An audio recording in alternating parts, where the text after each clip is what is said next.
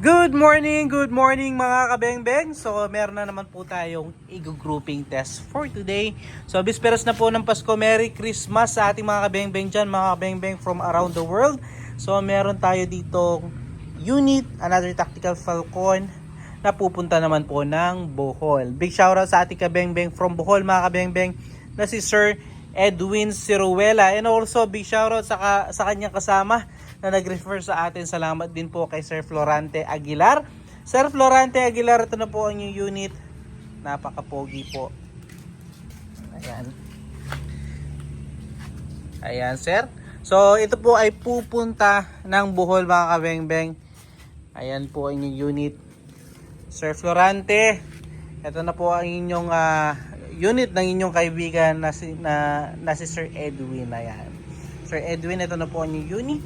So, side lever po siya, adjustable, hammer spring mga kabengbeng, and regulated po 1,800 PSI output, 3,000 PSI maximum input, 0.5 liter bottle tank, 20 inches pure steel barrel mga kabengbeng, all CNC.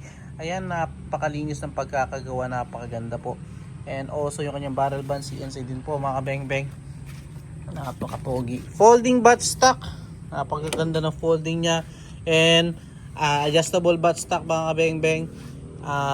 Ito po yung kanyang left side mga kabengbeng. Narito yung kanyang decocker, yung kanyang safety lock, at napakaganda ng kanyang mga pins ngayon mga kabengbeng, mga Allen keys na po para iwas laglag, no?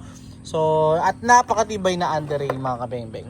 So, ito ay grouping test natin sa 37 meters mga kabengbeng bago natin padala sa Bohol. So, Sir Edwin Ciruela, sir, ito na po ang unit grouping test na natin, no? Gagamitin natin pellets mga kabengbeng, meteor pellets po. So, ito sir, the moment of truth. Subukan na po natin ang unit. Ayan. So, ito, first shot po tayo, sir. Pasensya na, medyo malikot po yung kamay ng ating nag-video. First shot tayo. Ating first shot mga kabengbeng. Second shot, so zeroing muna tayo, no? Yup. Grabe kaganda tumama yun mga kabengbeng. Pellet to pellet, 37 meters. Adjust ko lang yung scoop. Yan. Third shot, pangatlo po.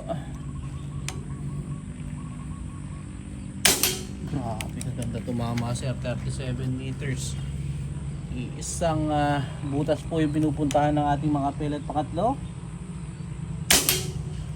pang-apat, at pang-lima.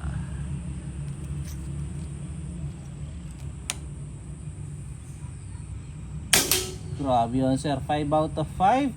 So subukan natin ulit mga kabengbeng.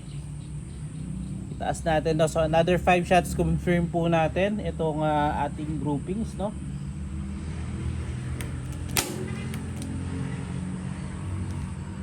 First shot po tayo sa ating second groupings, bandang itaas. First shot. Ating first shot mga kabengbeng, second shot po.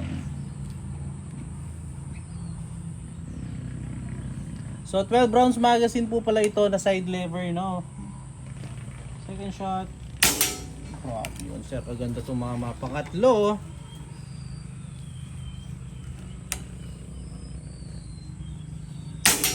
pang-apat,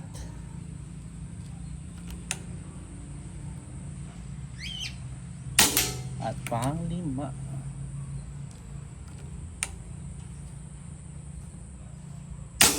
So yun sir, 5 out of 5. Ayan po, mas kumanda pa yung kanyang patama, mas lumiit pa. Sir Edwin Ciruela, sir, salamat po sa tiwala. So nasa second power pa lang yung kanyang hammer spring, pero napakalakas na mga kabengbeng, no? So tara, puntahan po natin ang naging groupings niya sa 37 meters. Kapitan natin. Ayan mga kabengbeng, napakalayo niyan. Ayan po. Ayan, Sir Edwin, ayan po. So, salamat sa tiwala, sir. Nakita nyo naman po, napakagandang tumama, sir.